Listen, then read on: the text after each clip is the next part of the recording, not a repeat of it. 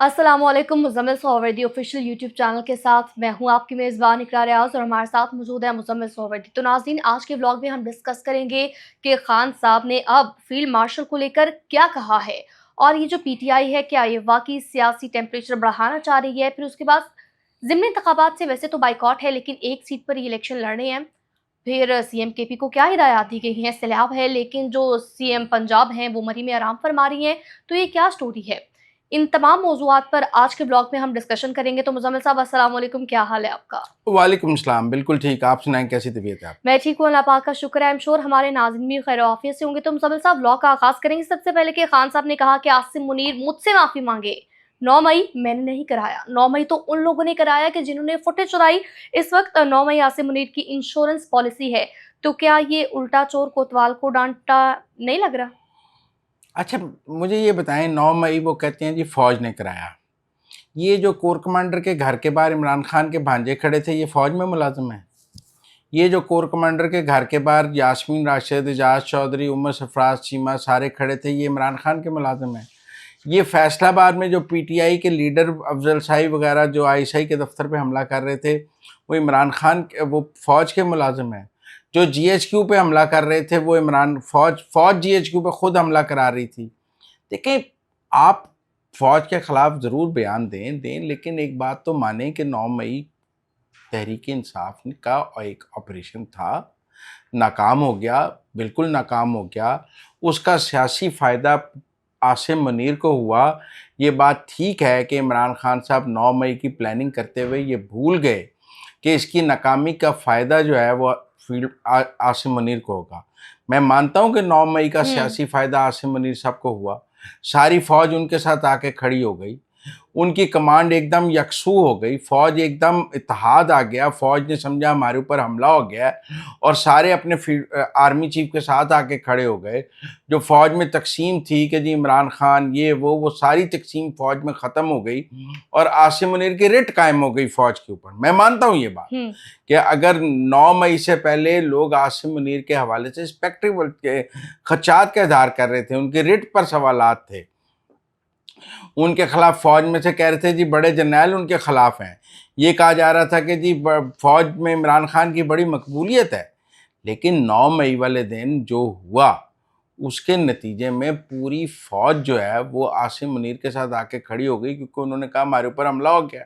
आप फौजी सोच से देखें, जब आपने 34 शहरों में फौजी तनसीबात पर हमला किया, तो फौज के अंदर ये सोच पैदा हो गई कि हमारे ऊपर हमला हुआ है हम्म। और फौज ने आपको दुश्मन की तरह देखा कि एक एक पार्टी ने हमारे ऊपर हमला कर दिया, हमारे घरों को आग लगा दी है, हमारे दफ्तर तोड़ दिए हैं, हमारे गेट तोड़ दिए हैं, हमारी शोहदा नहीं, ये शोहदा की यादगारें जो लोग तोड़े थे वो फौज के लोग थे भाई, वो तहरीक इंसाफ के लोग थे, वो माफ़ी मांग रहे थे।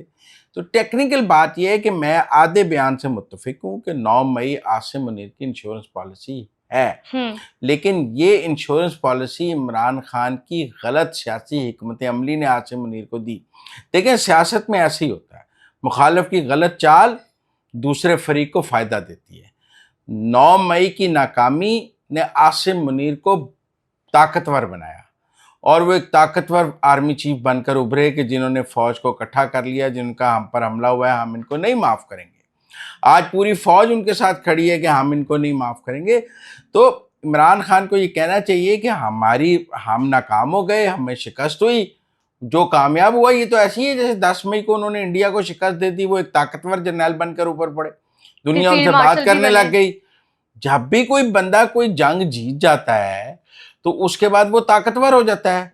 9 मई को 2022 को वो तहरीक इंसाफ ने उन पर हमला किया, वो जीत गए, जैसे 10 मई 2025 को भारत ने हमला किया, वो जीत गए। दोनों जंगें उन्होंने जीती हैं और दोनों, अब आज कोई कह दे कि वो जो 10 मार्का हक की कामयाबी है ना, वो आसिम मुनीर की इंश्योरेंस पॉलिसी है, यकीनन वो भी इंश्योरेंस पॉलिसी है। आपकी हर जीत आपकी इंश्योरेंस पॉलिसी होती है, ये बात समझें। तो मुज़म्मिल साहब बताइएगा हमारे नाज़रीन को, ये जो उन्होंने ये भी इंश्योरेंस पॉलिसी वाला नया सोचा छेड़ा है, तो वो क्या चाह रहे हैं? कुछ भी नहीं। मैं समझता हूँ कि देखें, इमरान खान साहब ने अवामी एहतजाज की मुतअद्दिद कॉल्स दी हैं। हम्म। पीछे भी उन्होंने कहा कि वो बामे अरूज होगा, गामे अरूज होगा, और ये कर दें। देखें, उनकी अवामी एहतजाज की तमाम कॉल्स नाकाम हो गई। पाकिस्तान में उनके कहने पर कोई सड़कों पर आने के लिए तैयार नहीं है। अब जब उनकी कॉल नाकाम हो गई है तो ये एक हारे हुए शख्स के अल्फाज हैं, वो हारा हुआ शख्स गालम गलूच पे आ जाता है। आप एक बात समझिए, इमरान खान आसिम मुनीर से और मौजूदा हुकूमत से शिकस्त खा गए हैं। वो उनका ख्याल था वो अवामी एहतजाज के सर पे आसिम मुनीर को भी हटा देंगे और अवामी एहतजाज के सर पे हुकूमत को गिरा देंगे। दोनों काम वो नहीं कर सके हैं।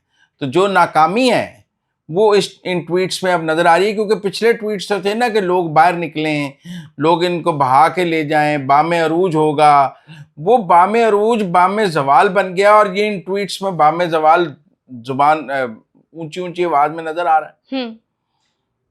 मुजम्मिल साहब, ये जो हिदायत दी गई हैं बानी पीटीआई की जानिब से सीएम केपी को कि वो सुप्रीम कोर्ट जाएं, वहां से परमिशन लें और मुझसे मुलाकात करें और दीगर अहम उमूर पर मुझे ब्रीफिंग दें, और फिर एक और अहम बात कि विफाक की जानिब से जो केपी में ड्रोन हमलों के खिलाफ मिलिट्री ऑपरेशन किए जा रहे हैं, अपने लोगों को बानी पीटीआई की जानिब से कहा गया है कि अपने ही शहरियों पर होने वाले ये जो मिलिट्री ऑपरेशन हैं इनके खिलाफ स्टैंड लें। तो आपको क्या लगता है कि जो सीएम केपी हैं वो बानी की हिदायत पर अमल करेंगे?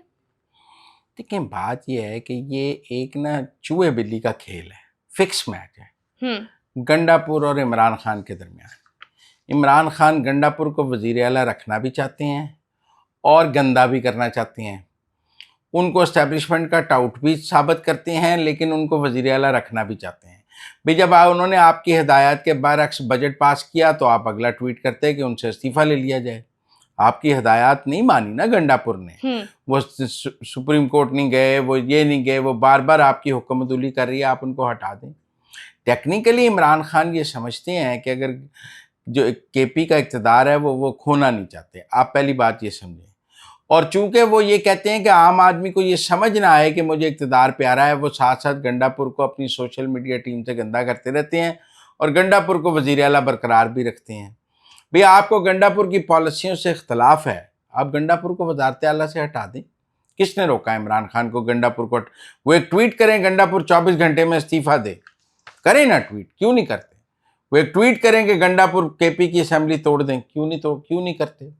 वो ट्वीट करें कि मेरा अगला वज़ीर आला जो है बाबर सलीम सवाती होगा या कोई जिसको वो नामजद करना चाहते हैं कि ये वज़ीर आला होगा, तो हम माने। गंडापुर को रखना भी है और ये भी करना है। ये दोनों जो किश्तियों के सवारी है ना, ये इमरान खान साहब आप लोगों को बेवकूफ़ बनाने के लिए ऐसे काम करते हैं, वरना उनकी मंतक ऐसी नहीं होती। तो मुजम्मिल साहब, सीएम केपी क्या करेंगे?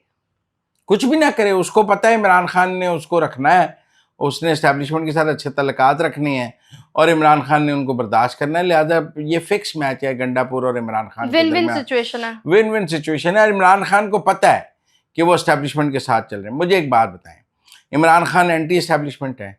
जब केपी की पूरी कैबिनेट कोर कमांडर के घर गई थी इफ्तारी करने इक़्तिदार संभालने के बाद, उस दिन हटा देते उस कैबिनेट को कि भाई आप कोर कमांडर के घर क्यों गए हैं। जब गंडापुर ने आर्मी चीफ से मुलाकातें की हैं, उनको हटा देते कि आप क्यों मिलते हैं। जब वो नेशनल सिक्योरिटी कमेटी में जाते हैं, आप हटा देते। जब केपी में पहला ऑपरेशन हुआ, आप हटा देते कि ऑपरेशन क्यों हुआ।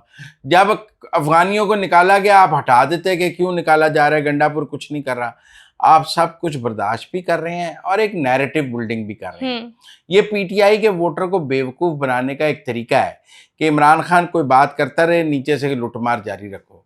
नीचे से लुटमार जारी है, ऊपर से खान साहब कहते रहेंगे ये कोई लुटमार ना करे। बस यही कमाल है। वोटर्स को जागने की जरूरत है, होश के नाखून लेने की जरूरत है। मुजम्मिल साहब, आगे बढ़ेंगे। अब तो तौसीक भी हो गया पीटीआई की सियासी कमेटी की जानिब से कौमी असम्बली की कमेटियों से इस्तीफों की, और लग रहा है कि अब जो पाकिस्तान तहरीक इंसाफ है वो सियासी दर्जा हरारत को बढ़ाने के लिए भरपूर तरीके से तैयार बैठी है। आपको क्या लग रहा है कि हालात अब किस रुख जाएंगे? कुछ भी नहीं होगा। 2014 में इस्तीफे दिए थे, पार्लियामेंट मजबूत हुई थी। पूरी पार्लियामेंट ने इकट्ठे होकर इस्तीफे भी नाकाम किए थे, कंटेनर भी नाकाम किया था। 2022 में इस्तीफे देके निकल गए थे, हुकूमत ने अपनी मुद्दत पूरी की थी। पूरी पीटीआई के इस्तीफों के बावजूद हुकूमत एक दिन पहले नहीं ख़त्म हो सकी थी। आज भी इस्तीफे दे दें, स्टैंडिंग कमेटी की चेयरमैनशिप दे दें, इस हुकूमत को कोई फ़र्क नहीं पड़ेगा, ना पार्लियामान को कोई फ़र्क पड़ेगा। पार्लियामान भी चलती रहेगी, हुकूमत भी चलती रहेगी। इसलिए ये जो इस्तीफ़ों वाला और छोड़ने वाला ड्रामा है, ये कार्ड इमरान खान 2 दफ़ा पहले खेल चुकी हैं। आपको ये समझ होनी चाहिए सियासत में कि जब आप एक कार्ड एक दफ़ा खेल लेते हैं, तो आपके मुखालिफ को उस कार्ड की कमज़ोरियों और उसकी मजबूती का पता लग जाता है। ये इस्तीफ़ों वाला कार्ड 2014-2022 में इमरान खान खेल चुके हैं और मुस्लिम लीग नून और पीपल्स पार्टी को इनसे निपट चुके हैं। लिहाजा मैं नहीं समझता कि कोई स्टैंडिंग कमेटियों की चेयरमैनियाँ छोड़ दें, कौमी असम्बली से इस्तीफ़े दे दें, इसके नतीजे में मौजूदा निज़ाम को कोई फ़र्क पड़ेगा। इन्होंने पंजाब और केपी की अपनी हुकूमतें तोड़ भी दी थीं, फिर भी इलेक्शन अपने वक्त पे हुए थे। ये बात समझें। ये केपी की हुकूमत भी तोड़ दें, वैसे केपी की नहीं तोड़ेंगे, मैं इस बात से गारंटी करता हूँ कि ये केपी की हुकूमत नहीं तोड़ेंगे। इनको पता है कि फिर मफरूर और इश्तिहारी कहाँ छुपाएंगे अगर केपी की हुकूमत तोड़ देंगे। तो इसलिए मेरा ये ख्याल है कि ये सब चूँकि अवामी एहतजाज नाकाम हो गया है, लोगों ने सड़कों पे आने से इनकार कर दिया है, लिहाजा अब कुछ ना कुछ तो करना है। उन्होंने कहा चलो स्टैंडिंग कमेटियों से इस्तीफ़े दे देते हैं। ज़िमनी इंतखाबात के बाइकाट का भी ये मामला है कि आप मुसलसल ज़िमनी इंतखाब हार रहे हैं। आप एक भी ज़िमनी इंतखाब नहीं जीत सके। तहरीक इंसाफ इस नतीजे पर पहुंच गई है कि ज़िमनी इंतखाब नहीं मुज़म्मिल साहब जीत। 1 मिनट, इसी से रिलेटेड अगला मेरा क्वेश्चन था, वो भी कर देती हूँ, फिर आप इसका क्लब करके इसको आंसर कर दीजिएगा। तो मुज़म्मिल साहब, वैसे तो पंजाब में ज़िमनी इंतखाबात को लेकर बायकॉट का ऐलान कर दिया गया है, लेकिन सिर्फ एक सीट जो मियाँ अज़हर साहब की खाली नशिस्त है, उस पर उम्मीदवार खड़ा करने का जो ऐलान किया है, तो ये क्या पॉलिसी है? नहीं, देखिए मैं आपको एक बात बताऊँ। हुँ, वो कहते हैं केपी के ज़िमनी इंतखाब भी लड़ेंगे। वो कहते हैं सेनेट के ज़िमनी इंतखाब भी लड़ेंगे। आप देखें ना, एजाज चौधरी साहब की बेगम को भी तो सेनेट का टिकट दिया हुआ है। बिल्कुल। तो ये आधा तीतर आधा बटेर है। वैसे तो मियाँ अज़हर वाली सीट पे चूँकि आप इसलिए दे रहे हैं कि हमाद अज़हर ज़िद कर रहा है, वरना मेरे ख़्याल में तो वो भी उसका भी बायकॉट होना कर देते तो क्या फ़र्क पड़ता है। ये ज़िमनी इंतखाबात के बायकॉट से हुँ, या उससे मैं आपको फिर बता रहा हूँ कि निज़ाम को कोई फ़र्क नहीं पड़ेगा। तहरीक इंसाफ की 2 अमली, उसकी 2 किश्तियों की सवारी, वो ये जो है उसको ले डूबेगी। ये 2014 में जब इन्होंने इस्तीफ़े दिए थे तो एस्टेब्लिशमेंट के सर पे चढ़ के दिए थे। हुँ। 2022 में इस्तीफ़े दिए थे, बाजवे का आशीर्वाद साथ था। आज तो कुछ भी नहीं है, आज तो एस्टेब्लिशमेंट दूसरी तरफ खड़ी है। लिहाजा मुझे लगता है कि ये मियाँ अज़हर वाली सीट पे जो इलेक्शन लड़ना है, सेनेट पे लड़ना है, ज़िमनी का बायकॉट करना है, ये बताता है कि तहरीक इंसाफ शदीद कन्फ्यूज़ है। उनके पास कोई सियासी हिकमत अमली नहीं है, कोई सियासी सोच नहीं है और एक परेशानी का आलम है। इत्तलात हैं कि बानी पीटीआई अक्टूबर या नवंबर में केपी से इस्लामाबाद पर चढ़ाई का एक नया मंसूबा बना रहे हैं। तो बताएं, क्या यह वाकई सच है, और अगर ये सच है तो इसके क्या मकासद हैं, अंजाम क्या होगा? मुझे ये एक और 2 और बना लें। पिछले का क्या हाल हुआ था, सबने देखा। तो सब ने देखा। और पिछली दफ़ा तो एस्टेब्लिशमेंट डरी हुई थी क्योंकि अभी ट्रंप नया-नया आया हुआ था नवंबर में। इनका पिछली दफ़ा तो ये लाशें इसलिए गिराना चाहते थे, इनका ख्याल था लाशें वाशिंगटन में कैश होंगी और मैसेकर का ज़ोर लगा के हम ट्रंप से इमरान खान रिहा करा लेंगे। कुछ भी नहीं होगा। मैं आपको बड़ी सिंपल बात बताऊँ, अब केपी के लोग भी नहीं आएँगे। 2 दफ़ा वो आए हैं, इन्होंने कारकुनों के साथ जो सलूक किया है, लोगों की गाड़ियाँ तबाह हुई हैं, लोगों को सज़ाएँ हो गई हैं। मुझे नहीं लगता अब केपी के लोग कोई इनके कहने पे कोई बहुत बड़ी तादाद में इस्लामाबाद पर चढ़ाई के लिए आएँगे। वो हनीमून भी ख़त्म हो गया है, अब उसमें भी कोई दम नहीं है। आप देखिए केपी में कोई बड़ा एहतजाज नहीं हो सका। ये जुनैद अकबर को लाए थे, जुनैद अकबर एक फेलियर साबित हुए हैं, लोगों को नहीं निकाल सके। आलिया हमज़ा एक फेलियर साबित हुई हैं, लोगों को नहीं निकाल सके। तो इसलिए मुझे नहीं लगता कि इसके नतीजे में कुछ होगा। मुज़म्मिल साहब, हुकूमती वजाहत सामने आई, लेकिन फिर भी एक्सटेंशन नोटिफिकेशन, ये क्या कहानी है? शहजाद अकबर का एक और बयान सामने आया है। आपको क्या लगता है, ये तमाम अबहाम क्यों पैदा किए जा रहे हैं? कुछ भी नहीं, इनका ख़्याल है कि नवंबर में ये मुल्क में एक आइनी बहरान पैदा करेंगे। इनका ख़्याल है कि तहरीक इंसाफ एक पटिशन दायर करेगी कि आर्मी चीफ़ रिटायर हो गए हुए हैं, उनका नोटिफिकेशन नहीं हुआ। इनका ख़्याल है जैसे आज बाजवे की एक्सटेंशन के वक्त सुप्रीम कोर्ट में हेयरिंग हुई थी, अब फिर कराने की कोशिश करेंगे। ऐसा हो ही नहीं सकेगा। देखें, फ़जूल मंतक है। वो कहते हैं जी कानून बन भी जाए तो उस पर अमल नहीं शुरू होता। जब कानून बनता है और सदर ममलिकत उस पर दस्तखत कर देते हैं, वो कानून उस दिन अमलदारी में आ जाता है। मतलब जो आर्मी एक्ट में तरामीम हुई, जिस दिन सदर ममलिकत ने आर्मी एक्ट पे दस्तखत कर दिए, पाकिस्तान में कानून बनाने का क्या है, पार्लियामान हम्म कानून बनाती है, सदर को भेजती है। हम्म सदर के बाद 15 दिन होते हैं उसकी तौसीक के लिए। अगर सदर 15 दिन में वापस पार्लियामान को भेज दे और पार्लियामान दोबारा पास कर दे तो फिर सदर की ज़रूरत नहीं। और अगर सदर 15 दिन में ना मंजूर करे ना पास करे तो कानून खुद ब खुद कानून बन जाता है। इस कानून पर आसिफ जरदारी साहब ने दस्तखत कर दिए थे 2 दिन में। अब ये कानून जब नोटिफाई हो चुका है तो मौजूद है और एयर चीफ इसके मुताबिक 5 साल गुजार रहे हैं। ऐसा कोई भाम नहीं, तहरीक इंसाफ एक मैं आपको बताता हूँ नवंबर के बाद कहना शुरू हो जाएंगे ये गैर आइनी आर्मी चीफ है, इसकी मुद्दत ख़त्म हो गई हुई है, ये इक़्तिदार से चिमटा हुआ है, ये आइनी आर्मी चीफ नहीं है, ये कानूनी आर्मी चीफ नहीं है। एक नैरेटिव नवंबर के बाद बनाने की कोशिश करेंगे और क्या करेंगे। मुजम्मिल साहब, सैलाबी सूरत हाल की बात करेंगे तो पंजाब में सैलाबी सूरत हाल है। अगले 12 से 24 घंटे जो हैं वो अहम हैं। और सीएम पंजाब की अगर हम बात करें तो तवील दौरे के बाद अभी मरी में मौजूद है और कहा यह जा रहा है कि उनको ये हालात जो हैं वो खुद मॉनिटर करने चाहिए थे यहाँ पर मौजूद रह के।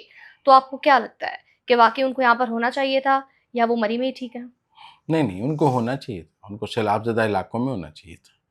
उनको सैलाब पर आज बहुत बड़ी मीटिंग करनी चाहिए थी। उनको फ्रंट फुट पे खेलना चाहिए था। उनको जो लोग डिस्प्लेस हुए हैं उनकी मदद के लिए पहुंचना चाहिए था।